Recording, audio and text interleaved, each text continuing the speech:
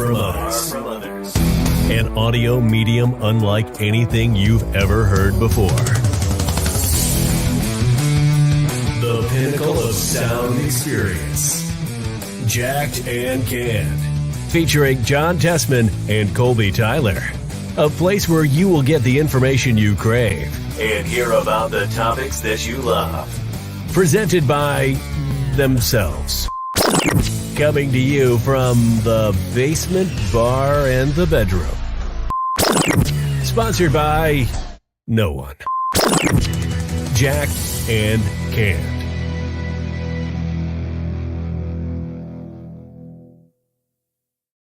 Ladies and gentlemen, welcome to Jacked and Canned. Coming to you directly after the roundtable episode has been put out there. So, John, how are we doing not 2 minutes from the last time that we were recording? See, now I'm doing horrible. No, I'm only kidding. Doing good, man. That was an action-packed sports roundtable episode. So, ladies and gents, if you're curious about the USFL, XFL, FCF, NBA, AHL, NHL, IFL, it doesn't matter what league you got going on. Go ahead and go check it out. Colbs, how you doing? I was doing a lot better before we started recording. Cheers to that. Ready? Cracking a cold one with John to start look at that. Ladies and gents, I got a little come on thing. I got to go ahead and take over this episode real quick as well. There's a reason why I'm bundled up. And for those of you that listen to the yeah, well, you that's right. I forgot that you teased that. Yeah, actually, John, why do you look like an Eskimo right now? What's been going on with you? So the past couple of nights, or a few nights ago, every night around 1 o'clock in the morning, my power would go off to my fan. And it wasn't just my fan. It was all the other outlets in my room. And I'm like, what the frig is going on? I'm not doing anything. I'm sleeping. And at first I'm like, is this some paranormal activity stuff? So I'm like looking around. And I'm like seeing what the hell's going on in my room. And I'm like, I think we're good. We're good, right? So I'm like, okay, that was a one-off situation. Well, fast forward another couple of nights. Again, late at night, my power goes off again. I'm like, the frig is going on? Breaker.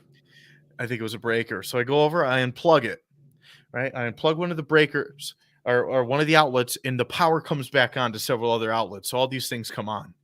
I'm like, oh, man, this is creepy. Something's going on, right? So Colbs, needless to say, I don't know what the frig ended up happening. Tested out some of the outlets over here in the room, and they're just not working anymore. And one of the outlets that I worked for this very heater, which you can't see, this very heater right here. Oh, is John. So that's plugged in, or not right now? But that's how. So those things take a ton of electricity. Those and mini fridges. They take a ton. So what they'll do if you have them just in a bedroom per se, is they will actually just turn off your breaker, and you got to go to the breaker and flip the switch back for it. And honestly, John, I know it sucks, but you're probably not going to be able to utilize the heater for any length of time. Well, yeah, because I always saw you're the king at the little heater, so that's what made me think about. Yeah, I'm very aware. I use the space heater for a lot of places that I lived, and it turns out that they are breaker ruiners, those and mini fridges. Yeah, because I'm like, what's going on? It must be when it cycles. So this damn thing not only burned out the outlet that it was plugged into, but several other outlets that are in the room. Well, John, also, do your outlets have the little button in the middle? Nope. Okay, so then yes, that's got to be straight from the breaker. So you got to find wherever your breaker is, and you got to just flip the switch back, which you've already done because your lights are on right now. Yeah, but you're gonna notice if you have that thing plugged in, you're probably only looking at like 10-20 minute clips that thing can be plugged in before it shuts everything off.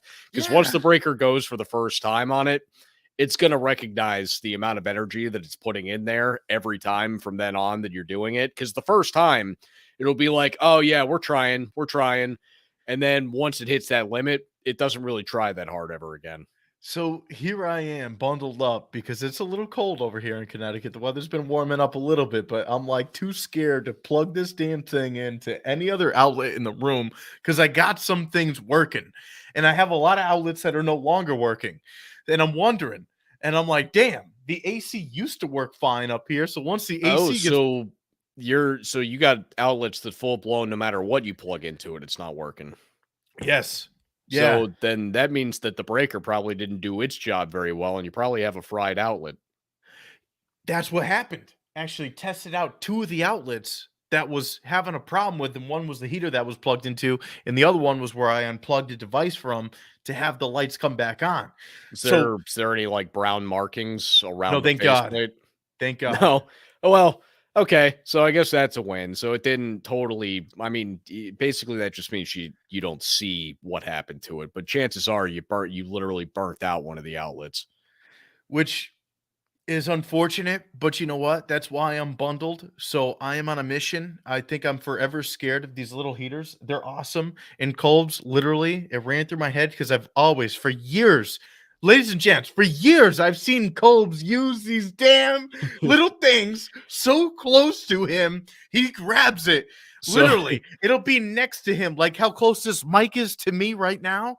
That's how close these spice heaters will be to Kolb's. I'm like, yeah, Kolb's Oh, been I've using this burned for my years. legs on those things before, John. I slept. There was a time period where I was sleeping in a sunroom, and by sunroom I mean like legitimately it would be at nighttime about 32 degrees or so in my room.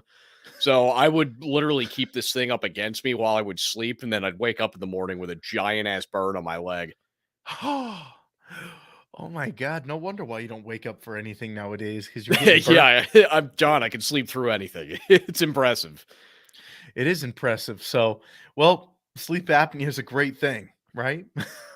Yeah, we'll go with that.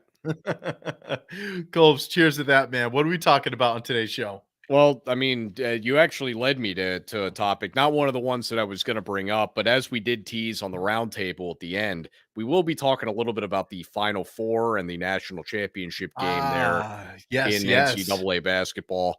We will talk a little bit about the bar that I went to yesterday, John. I don't think that I actually showed you or told you much The of truck bar. anything.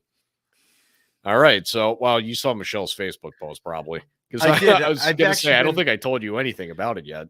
I've been following that place for quite a while now because they're going to be bringing in a lot of local music and they're Oh, supposed to have a perfect. bigger Oh, area. are they really? Yeah. Yep. They do have a big area. They could definitely fit a stage on there. I'm excited to talk about that one with you. We'll get there Yep. eventually. And as always, we will be cracking a cold one with Kolb's tonight. I will be taking the reins of that back over for John. Thank you once again for taking that for me last week. So, John, as you brought up sleep and how that tends to work out, one thing that I do want to bring up is that I slept like a solid 8.5 hours last night. Like I slept good.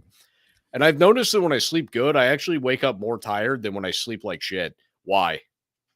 Yeah, that's definitely happened to me before too. There's been times where I get 4 or 5 hours of sleep and I wake up and I feel great and I Good to feel go. awake Yeah. and Yeah. energized and Four, ready to four go. hours, I'm in. Like I'm up, I'm ready to go.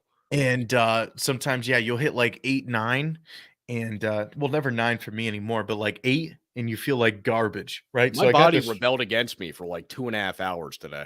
It was just like, no, what are you doing? Go back to bed. It's raining. See, I got this Fitbit right here, right? And it tracks your sleep and it does all that stuff. It tells you when you're awake at night and everything like that, right? And another one of those things, I want to make sure no paranormal activity is going on, right? I'm making sure I'm not You think waking your up in the middle Fitbit's of the night. keeping out ghosts? I'm making sure I'm not sleepwalking around everywhere and see that I'm burning calories. I'm like, whoa, what was I doing? I got the 2,000 steps in at 3 o'clock in the morning. Something's up there. I better go check that out. No, because what it does is it tracks your sleep too. And it shows you when you're in a deep sleep, light sleep, awake in a REM cycle. Dude, I bet you're probably waking up when you're in a REM cycle for some reason. God, You're- that sounds terrible. Because your body is probably like, wow, Coles, man, we haven't slept this damn good in so long. What is going on? We better wake up. We're Well, yeah, it's scared. probably only the second time this year I slept 8 hours because I woke up today and I couldn't believe it. I'm like, what the hell is this? I fell asleep before midnight. I should be happy. Coles, that's how it plays out, man. But I'm 100% with you, dude. Sometimes you sleep 4 or 5 hours, you feel better than you do when you sleep even longer. For me, on that end, 6 hours. Oh, I feel like trash the next day. 6.5. I feel like trash the next day. I need at No, least. that's my sweet spot because sometimes I'll sleep through alarms and shit at 4 hours. So I do worry about 4 hours, but my sweet spot is like 6.5. See, mine is right about 7 to 7.5. Seven gives me the best when it works, but there's times when my body's still just like, no. No, you're not good yet. Sleep True. another 6. Yeah, true, man. It's a wild thing. We're I don't talking about understand sleep. I don't know when this like changed, but there was once upon a time where I felt like I went to bed and I woke up feeling awesome every day. Yep. And now like I'm just tired. Same here. And it's funny that you say that, man, because I'm sure our audience could probably agree with that too, and kind of reflect back in some times when we felt, most rested in our life. Well, But yeah, for any of those that are our age in the audience, there's probably kids listening to this right now that are 23 years old and they're like, I don't know what that's like. I wake up every day and I'm like, "Woo! you will, Woo!" yeah, you will take it from me, because that's exactly what Yeah, Colts did. actually, yeah, John is the perfect example piece for that. Yeah. That's exactly what I used to do. I would get, the Coles, we would get so damn rowdy and so wild. And it didn't matter what you drank. You could eat 12 tacos from Taco Bell. It didn't even matter what you ate. And you could drink a whole gallon of I booze I and you don't wake up. that one just recently changed for me as far as what I eat. Like that one was not there 2 years ago. I could eat anything and I was good. And now it's just like it doesn't really matter what I eat. It's just gonna immediately lead to a bad bathroom situation. See, for me, I'm still good. I'm trying to watch what I'm eating still and everything, rice and all that fun stuff and Yeah, I'm everything. I'm not, watching it real hard. what's that? I'm watching it real hard, John. You still got the same diet from when you were a kid. Yeah, I Chicken do. tenders and french fries. That's right. Hey, oh man, dude. Colbs. So the whole thing there with March Madness, let's go ahead and transition out of that. I want to talk about this real quick because as you might know from that sports roundtable episode, I did mention about checking and seeing the disappointment of the Lakers being eliminated. Well, the same thing happened when I realized that Villanova was eliminated. Oh, I was that's right. like, That was your other bet. that was my other bet. Colbs, I'm losing big money. I'm putting down 25 cents, 50 cents each bet, man. I can't keep this going. So I'm getting a little nervous. I need the USFL to start so I can put down some money on some of the USFL games. Colbs, March Madness. It's been a while since we talked about it. I just want to give a little honorable shout out here to St. Peter's, okay, for making it as far as they did. And in reality, First team ever at a 15 seed to make it to the Elite Eight.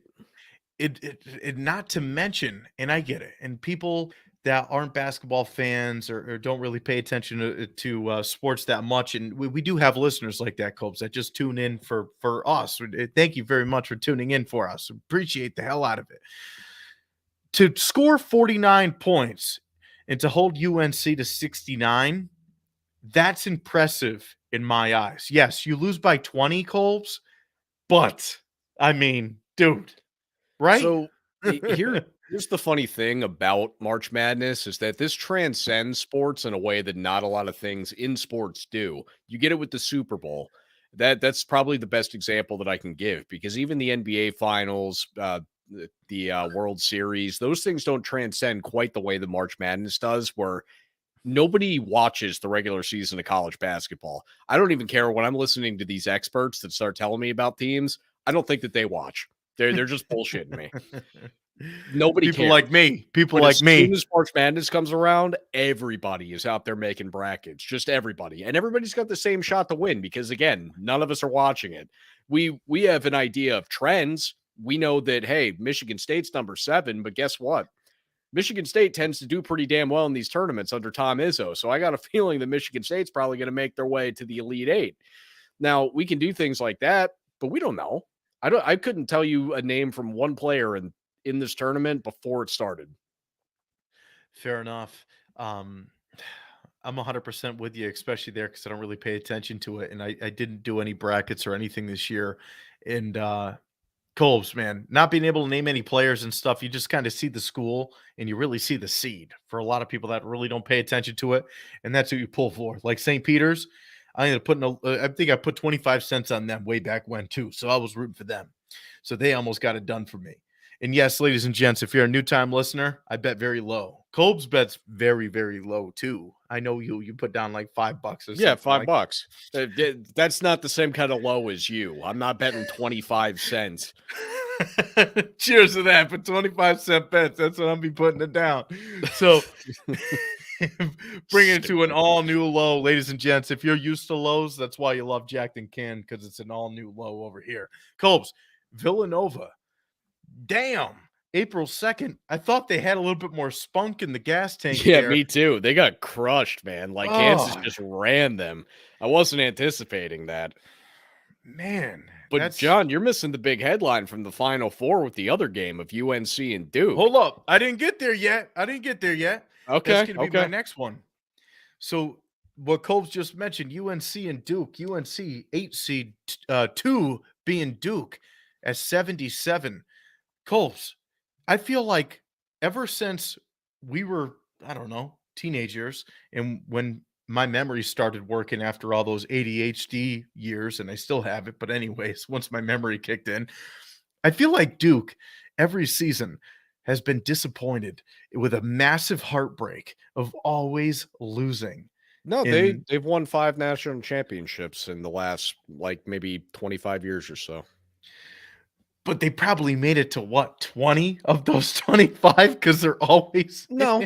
I mean, they've won a couple. I'm pretty sure one of UConn's. I think when UConn won in like the early 2000s, I think that they beat Duke in the final. But I mean, I don't think Duke's made a whole ton more finals than the amount that they've won, which I know is 5.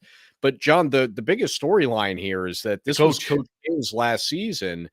And on top of that, UNC is the rival. UNC Duke is the biggest rivalry in college basketball, and it's one of the greatest in all of sport. So when you look at Coach K's last game at home in when they were still playing the regular season, he lost to North Carolina. His last game in the tournament, first time that North Carolina and Duke have ever matched up in the tournament all together. And Coach K loses that again to North Carolina. North Carolina fans, they might have lost the national championship game, but I'm telling you, they feel like they won at least 3 of them based on the way that season went. Because they went in there as an 8 seed, and they beat Duke at Duke in their last game at Duke with Coach K, and then they ended Coach K's career in the Final Four. North Carolina fans are celebrating this season.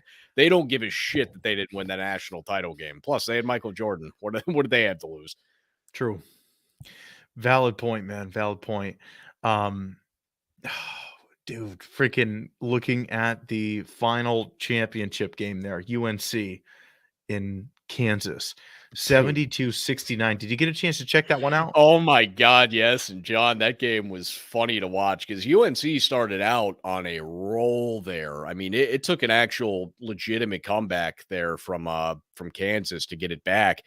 And then once Kansas took it over, I thought that they were going to run away with the game because they went on such a run.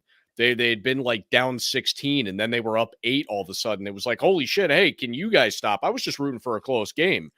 So it gets down closer to the end, 4 minutes left in this game, and there's a kid on North Carolina that just started puking. What? Like he had just been overworked. He's out there. There's 4 minutes left, and this kid just drops to the ground and starts like it wasn't. I shouldn't say puking like puke, but he was like spitting up kind of thing. But he had like full blown stopped playing basketball. He just collapsed on the court and started having a little episode. And you feel bad for him because they worked so hard for it. And then, and they're kids, man. You see them get there, and then they start. They get to the point where they're just overexhausted and they can't continue the same way. And it just sucks that it happens with 4 minutes left in the national championship game. So I felt really bad for the kid. But North Carolina, man, they had a real shot there. Kansas made this mistake with about 4 seconds left. They were up 72-69. And they go and inbound the ball, and the guy they inbound it to ends up stepping out of bounds, just giving North Carolina the ball back, where North Carolina would have had to foul. And if Kansas made either of those shots, it's a 2-possession game with 4 seconds left. Well, instead, this kid steps out of bounds, and North Carolina gets a free shot to tie the game there. Oof. And they got a shot off. And, it wasn't the worst shot in the world. It wasn't the best by any means. It clearly didn't go in. But North Carolina got to hang in there all the way to the end. So I got what I wanted by having a close game. To me, it didn't matter who was going to win that because I had Gonzaga winning, and they weren't there. And also, I had already won my bracket since everybody picked a team that was not in the final. So it worked out for me. I was cool with it either way. But that was a fun game to watch. And again, I just felt bad, man. Some of these kids, they just looked overworked, especially with North Carolina. You get to the end there, and a bunch of them were just like sitting there, like bent over, sweating, pouring sweat. They just looked like they were done. You know who else is done leading into the second half of this Jacked and Canned Oh, we've show already been doing this episode? 20 minutes. Oh, I didn't even notice. Because, ladies and gents, get ready to crack a cold one with Kolbs coming up here next. Stick around. We'll be back in 30 seconds.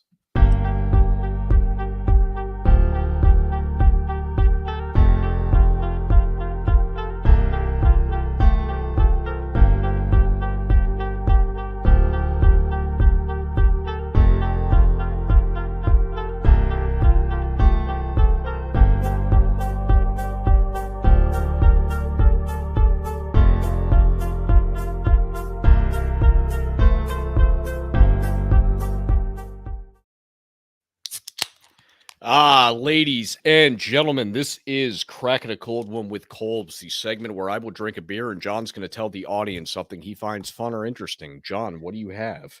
Hell yeah. Something fun and interesting. So we've heard about Villanova. We heard about UNC, St. Peter's.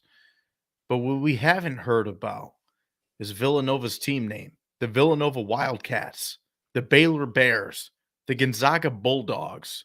Kolbs, are these team names better than some of the other leagues that we have mentioned here on the show?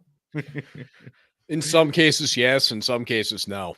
Minor league teams, they typically come up with kind of cool, creative team names, but sometimes they also can just suck. But I mean, yeah, I mean, Wildcat, like what specifically is a wildcat? Is it just any cat that's in the wild?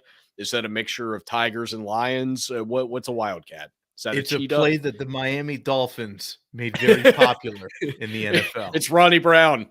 Yeah. Kolbs, what do you got for us, man?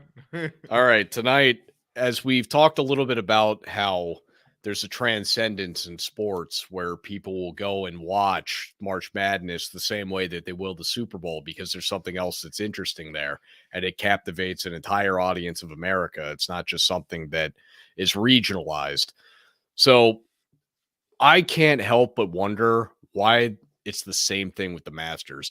Who the hell wants to sit there and watch golf? These guys will sit there. There's people that are obsessed with this, and not even necessarily golf fans, but guys that are just sitting there watching all the breakdown of how the Masters is going to go, what the odds are, who's going to be competing, who's not competing.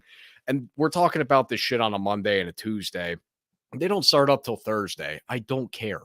I don't want to hear Masters coverage. I want nothing to do with it. I don't care at all. The only way that I can physically be there to tune into it at all is if Tiger Woods is still in the running on Sunday. That's the only chance that I have of ever watching any bit of golf at all. And it's just because Tiger Woods was kind of an idol when we were children. So it was one of those things where, when he got to win it like 3 years ago or whatever it was, like that was actually a really cool thing to see. I enjoyed that. I haven't watched golf since. And Kolbs, I haven't watched golf at all, but I do want to just point this out here. And my apologies if he's been popular all along. I definitely heard his name before. But John Daly, yeah, you're familiar? Yeah, I'm familiar with most of the popular golfers by name. I wouldn't be able to tell you anything about them or pick them out of a crowd. So with John Daly, what's so interesting for me about him there is I got to see some videos and some interviews with him, and he is an interesting dude. Love to have a cold one with him here on the show because he could rip them back, or he don't even rip back the cold ones. He goes after the real stuff from what it sounds like. There's a video out there with him saying, he was dropping some weight. He was just on a strict diet of like Jack Daniels and popcorn. And I was like, what? For a couple of months. That's the oddest combination. Like, I can't imagine a diet based on popcorn and Jack Daniels. Kolbs, when you get a chance, please type it in on YouTube. He's a wild man. He's a wild man. I think you're going to be a big time fan of this guy. And we might have to reach out to him later on to come here on the Jack and Can show because he'd be a perfect fit for us too. And I don't Well, that's know, just man. it. I'm not even going to sit here and tell you that golfers themselves are boring, uninteresting people. I just don't care about their sport. I don't want to watch dudes like these guys can still win this shit when they're in their 40s, and like that. That's not to me. It's not prime athleticism if you can stand still, be overweight, and still be winning. See, I'm a fan of that. I love that. That's why I'm so hyped about Oh yeah, TO. you watch golf? No, not golf. Well, About that's what I'm talking about, John. And that's why golf is boring because they're standing still. Half of them are overweight and they're just swinging a club at a ball. Yeah, go ahead with the TO take. Hey, just not do even what you TO. want I to do. would love to see like Barry Bonds come out of retirement right now, Mark McGuire, whatever the hell it is, and just come out and hit a baseball. I don't care if they're out of shape. If they could still do it, that would be amazing. Tom Brady, if he's Mark 56 McGuire's got years to be in old, his mid 50s, huh? huh? Mark McGuire's got to be in his mid 50s, right? He does have to be in his mid 50s at this point. He does have to be in his mid 50s. Like, Let's I go mean, he ahead and was the check home that. run king in what was it, 1998? Like, He's 58 years old, and I love his 58. Okay. I love the nicknames that And pop here up you for are him. wanting him to come out of retirement. You realize how bad that would look, right? Golbs, he was surrounded with a bunch of allegations and stuff, which was, it's unfortunate. He's very athletic and stuff. I get it. So The was steroid era everybody bump. else then. Yeah, exactly. I mean, not to mention, the dude was 6'5", 200 and I don't know, 15 pounds, 225 No, pounds. he had to weigh a little bit more than that, right? At That's what I'm 6'5". thinking. Because if he was 6'5", 215, he was a skinny person. So I think He Google's he got had that big ass wrong. forearms. I don't think he could have been that skinny. I don't think so either, because I'm about 6'5" and I'm 250 and I'm flubber. I'm like literally that movie Flubber. So if I'm 250, there's no way Mark McGuire was 215. He must have been 285. Google, you need to John fact is check. giant flubber. I kind of like that. Yeah. Granted, So, I don't agree. I don't think that you are quite flubber. I don't think I'd go that far, but I do like the picturing of it because you do bounce off the walls and shit too. yeah, dropping the elbows too.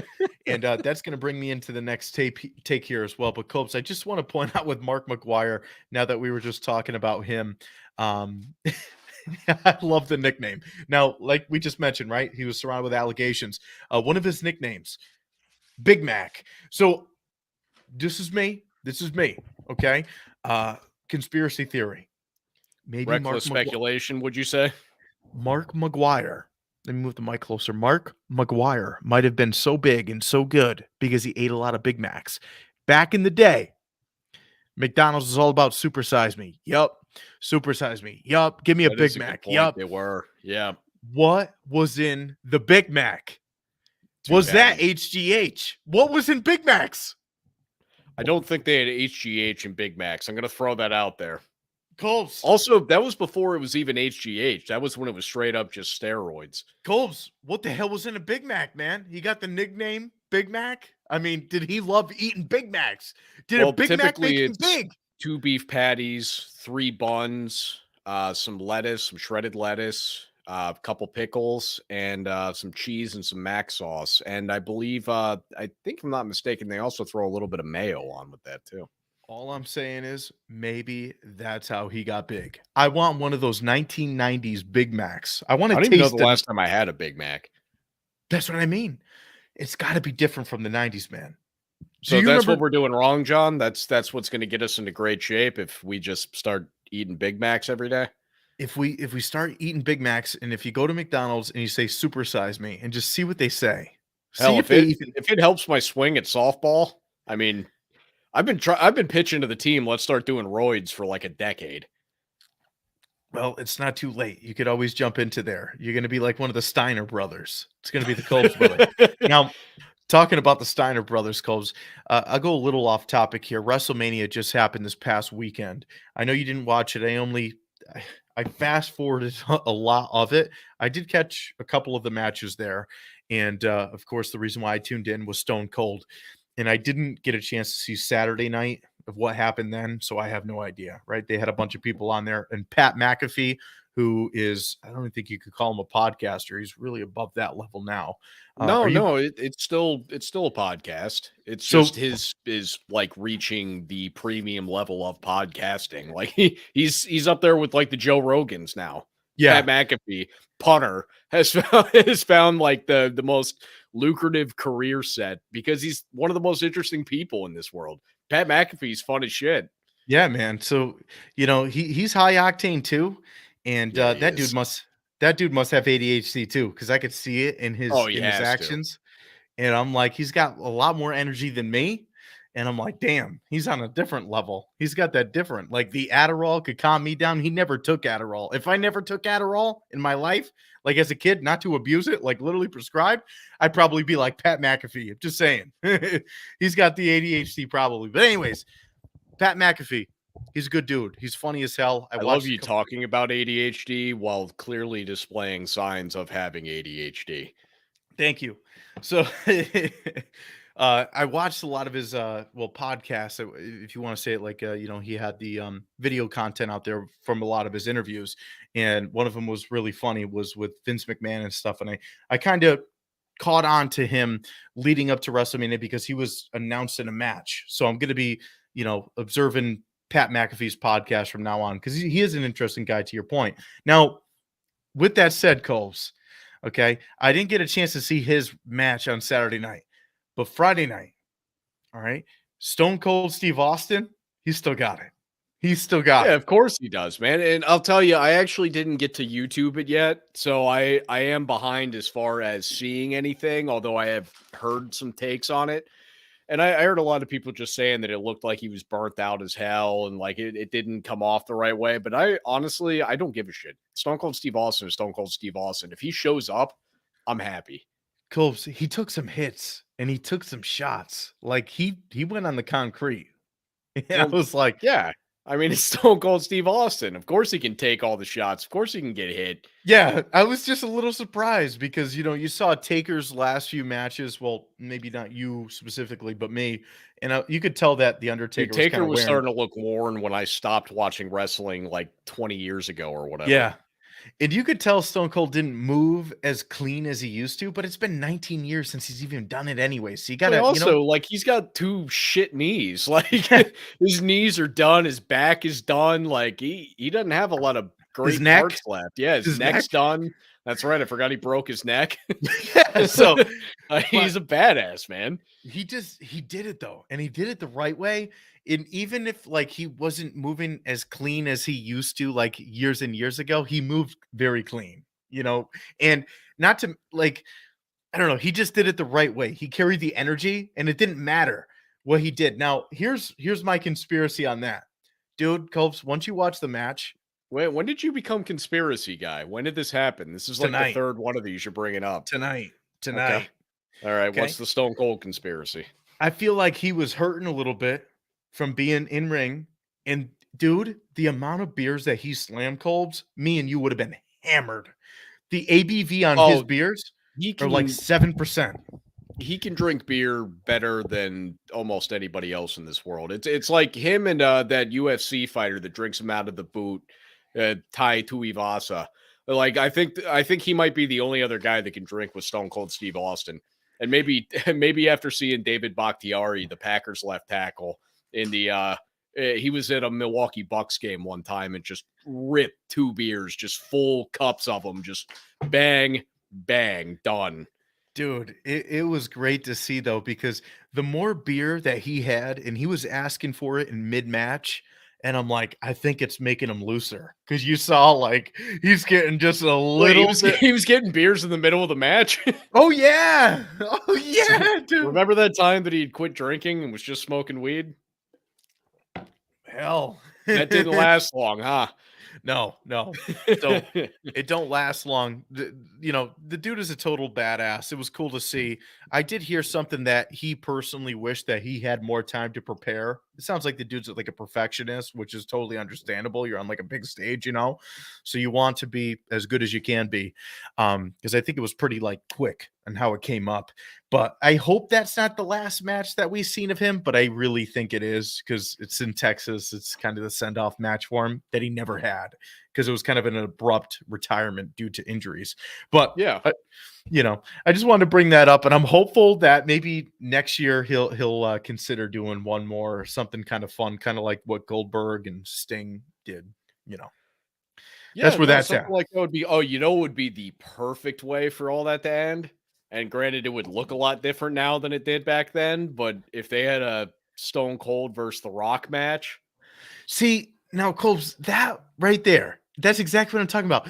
Because people don't care if they jump off of turnbuckles. You don't have to at all. no, these guys in wrestling these days, they do so much extra. They do so much over the top shit just because everything's been done. So they're trying to create new things.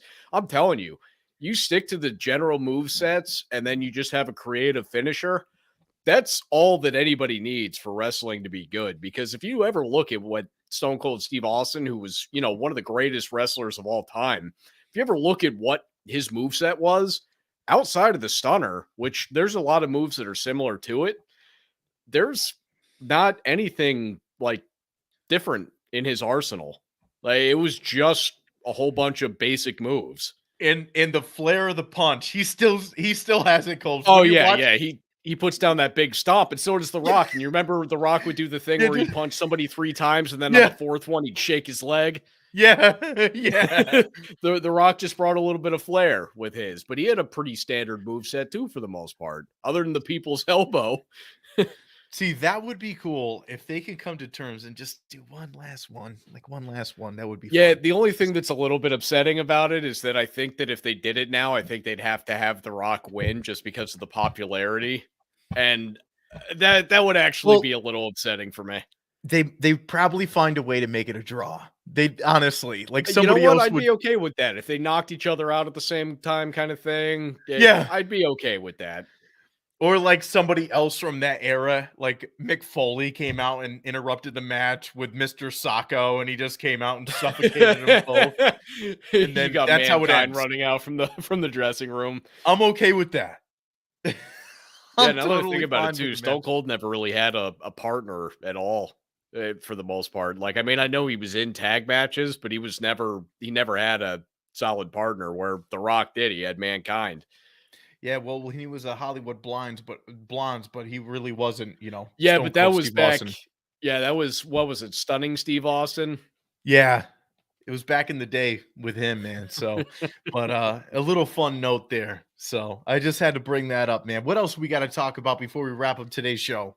So actually, you know what, John? I'm going to save the talk about the bar from yesterday for another day because I think that we can have fun with that, but I think that needs to be more than a few minute conversation. John, what I really got to bring up here is have you gone to a grocery store lately and just checked out the Pop-Tarts? Yo, I've checked out everything at the grocery store lately, and my God, the prices. This is where we need Jim Ross from wrestling, be like, by God, because the It's prices. carnage. It really is, man. The prices are crazy. Everything is nuts. And what's up with the Pop-Tarts? Did they just get wild, or are they like $10 for a Pop-Tart? Yeah, now? no, John. I didn't even look at the prices. I've noticed myself because I tend to make I get an hour for lunch, and I go over to Target, and I know that all I'm really getting is a Lunchable. But what I do now is I just walk through all the food aisles to see if there's anything that's like, hey, Colbs, you need me tonight? And when I walk by the Pop-Tarts, what I notice is that they don't even have like the original flavors anymore. It's pretty much all just new shit that I've never heard of. Like they got everything from they had like a lemon meringue Pop-Tart. And I'm like, what? Who needs that? Who needs any of Yeah. that? They got pumpkin pie. I think I saw apple pie in there somewhere. They got all these different things. And I'm like, where's just the vanilla and chocolate? What happened to those? See, that's sad. I didn't even actually, now that I think about it, John, I didn't even see the brown sugar. No. See, that makes me sad. Now I'm sad, man. Dude, the grocery store, they're losing everything from our youth. They no longer carry those kind of items anymore, which No, the is cereal aisle is the same way. You walk in there and there's 18 different flavors of Apple Jacks. It's like, no, like there's no need for that. none. No need whatsoever for any of that, man. I totally agree with you. I don't know what's happening, but dude, talking about looking at the grocery store, so just from prices alone, that's a scary thing to take a look at Well, the because price on everything's gone up, John. Like it's pretty incredible. It's one of these, and I don't want to get too behind into yep. why that is because that's a little bit beyond what we like to talk about on this show. Oh yeah, But 100%. I mean, it does suck when you're trying to just get like a sandwich and it costs $14. 100%, dude. Talking about sandwiches, I walked into one of the grocery stores. I won't name them, but I walked in there and it used to be $3.99 for a 6-inch sub, reasonable, and it used to be $5 for a foot long. Okay, now, yeah, and Cobes, I'm not talking about that long ago either. I'm really not. No, no, the $5 foot long was a staple for a long time. I'm not even talking about Subway. I'm not even talking Oh, about Subway. oh, I'm I thought talking that was about the clue that you were hinting at. nope. I'm talking about a grocery store deli where everything's nice and fresh and it was like Oh, such a good oh, deal. you're talking legitimately a grocery store. I am at their live deli. They Well, used to how have much did that go up? $3.99 for a 6-inch. It used to be, Yep. and then it was $5 for a foot long, and then it went up to $5.49 for a foot long. And I'm like, $5.49 is still not bad for a foot long, right? So now, current day, this is those prices were probably, I don't know, Colbs, 10 months ago, whatever. I don't know, a year ago. Now, current day, that same 6-inch, $5.49, the foot long, $8.99. I'm like, Oh, I'm like, really? I'm like, that much of a jump. dude, that was I'm like, always the big steal too, because that would be something that would deter me from getting food from either a takeout location or yep, like a Subway, where I would be like, you know what? I'd rather just save the $3 and just get the same, basically the same sandwich at a grocery store, yep. because grocery store quality is usually fresh deli. And you're getting it at a pretty solid price. So I always enjoyed going that route. I loved going to grocery stores on lunch breaks and just picking up a sandwich. You're telling me it's $9 now for a damn sandwich? It's $9 for a sandwich, bro. $9 for a sandwich. Completely unreasonable. I mean, you can't do anything. I'm speechless. I don't even know how to talk right now because it's so much, man. But that's what I've noticed when I've gone to the grocery store. So it looks like rice and beans are going to be part of my diet now for like ever. Yeah, rice and beans. I mean, even if they have raised those prices, they still cannot be that expensive because rice and beans were always like two of the staples of things that you can find at a pretty solid price. Now we just jinxed ourselves. Now we're going to go into a store the next day. Bag of rice is going to cost $46. I'm going to be like, Cobes, what the hell did you do? I hope not. I hope not either. You know what we hope you do, ladies and gents? Rate, review, subscribe. Jacked and Can Show. Thank you again for tuning in to us. Check out our Sports Roundtable episode. It is action-packed. Cobes is very, very excited for all the new football seasons that's going to be starting up. FCF, USFL, XFL. You got to hear his reactions. I mean, in that last episode, Cobes, raw and real raunchy reactions. Triple R. So you got rated R, he's triple R. So Colbs, I'm excited for you. I'm excited for our fans. Make sure to tune in. Another episode of the Jacked and Can Show. Ladies and gents, this has been another episode of I hate you.